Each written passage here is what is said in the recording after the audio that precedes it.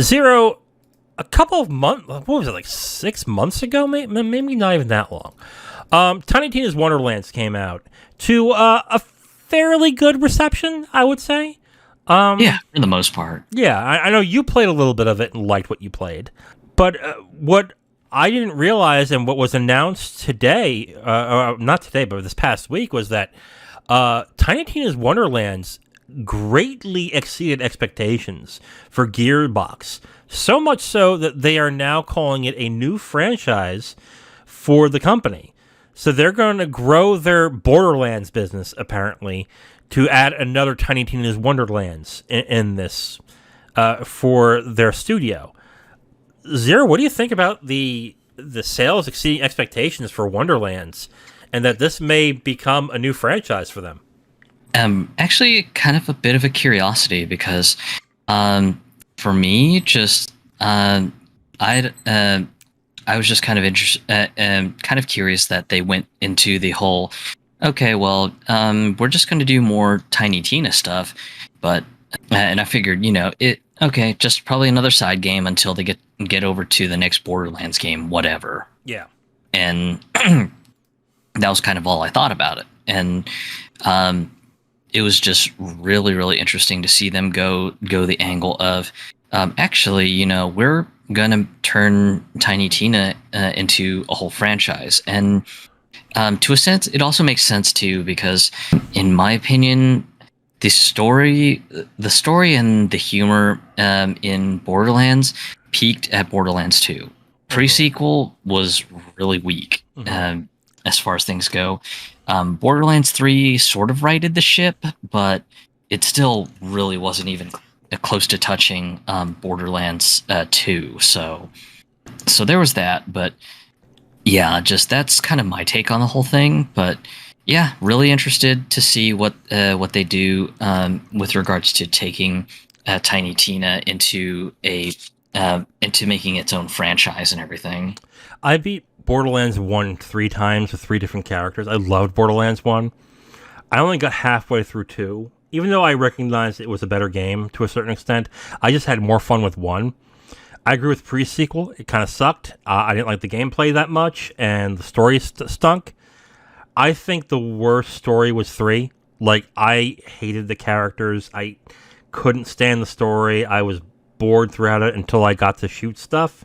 And then I was like, fine. Like, the gameplay was very good, so I sat through it and just enjoyed the gameplay and just couldn't stand the story. And the one thing about Borderlands I could not stand was Tiny Tina.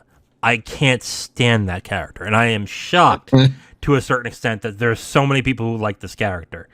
Maybe that's not what this is. This might be, basically, this is the new Borderlands, and it was different enough to where people wanted to attach themselves to it, and that's fine. I haven't played Wonderlands yet, so, I don't have an opinion here or there, but the reason why is because I just don't like Tiny Tina.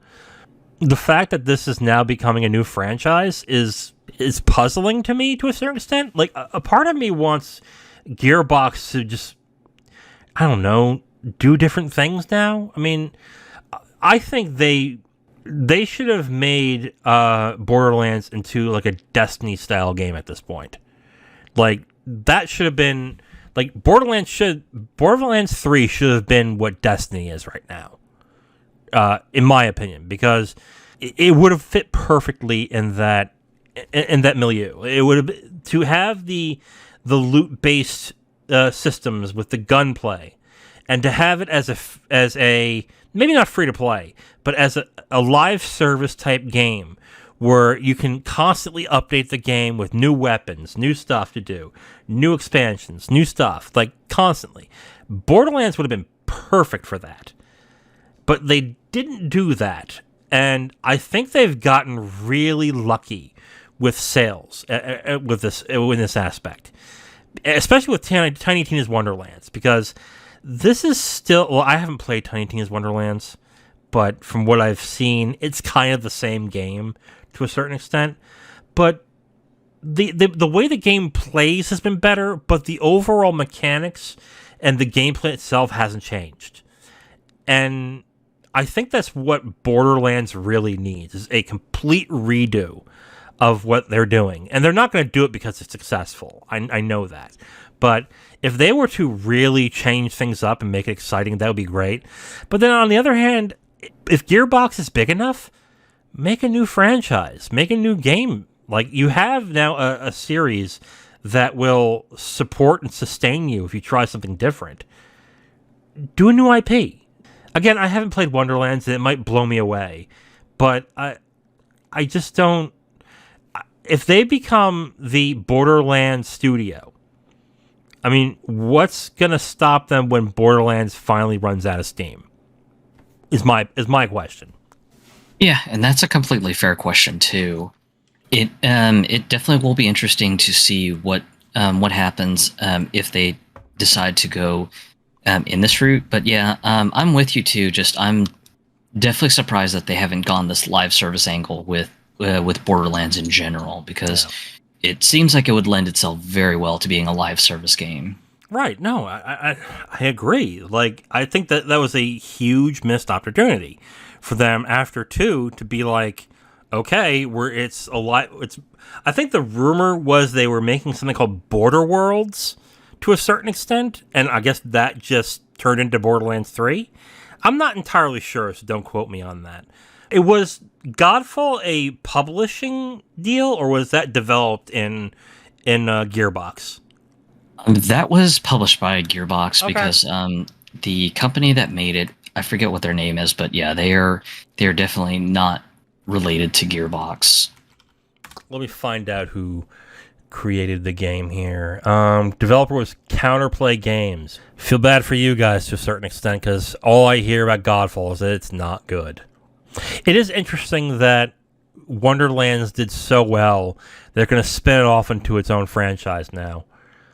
I mean, they would have to do something very different to make this more viable. I mean, are they going to do the same things in Wonderlands for the sequel? Like, make it a quasi D&D based kind of game? Because I can see that kind of niche getting old, like, fairly quickly. Like Wonderlands sounded to me like, oh, that's an interesting side project. Like, I don't see... I think turning this into a franchise might be a bad idea. I think, at least. But what do you think? You played it, so what do you think?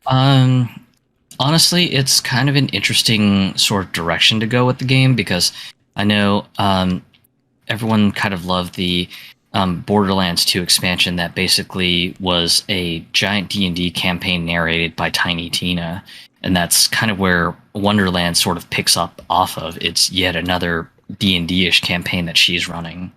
So, I mean, it's interesting, but yeah, I'm with you. I just don't know how much longevity there is for the brand to kind of go in that direction. And that's not to frown or poo-poo on the idea. Yeah. I mean, if they can from some magical way or talent figure a way how to make it fresh, then cool, awesome.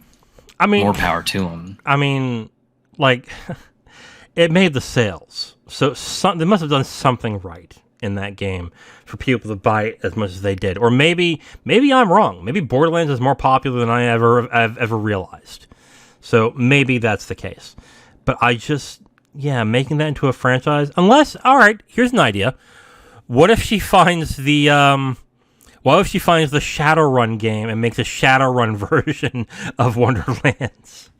Maybe that's... that would be kind of neat. Yeah. Not gonna lie. You know, go ahead. As a big cyberpunk fan, the pen and paper RPG in particular, I would be very interested. There we go. They can now steal our idea. So, yeah, that could work. I mean, that might be the niche they can go through. It's interesting. Like, and they just got bought out by Embracer, correct? On that, yes, they're now an correct. Embracer group. Yeah.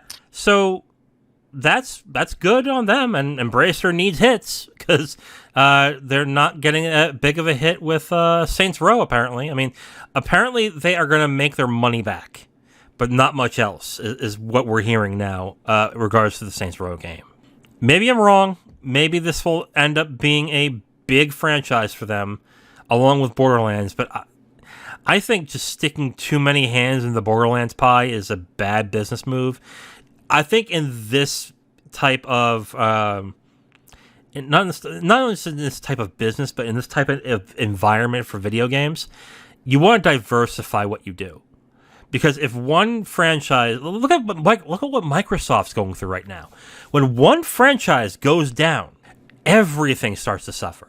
Like, if they had, like with Halo right now, if let's say Borderlands starts going downhill, but they have this other franchise that's doing very well, they can then divert the money back into that other franchise and then rework Borderlands to something different while that franchise is making all the cash. I mean, that's not a bad idea. So I just don't think they should be making more Borderlands content. I don't think that's what a lot of people are asking for. Again, maybe I'm wrong. But then again, there's also the Tales of Borderlands series, so I probably am wrong on this. Thank you for listening to this podcast segment. The Capital Games podcast is done every week, and we post it on all your favorite podcast apps, as well as segments on YouTube. If you want to listen to another segment, you can listen to a new one right there on the screen. We also do a movie podcast called the Capital Games Movie Club. If you'd like, you can go ahead and click on that and see all the movies that we have reviewed from that point. Thank you for listening, and we hope to hear from you soon.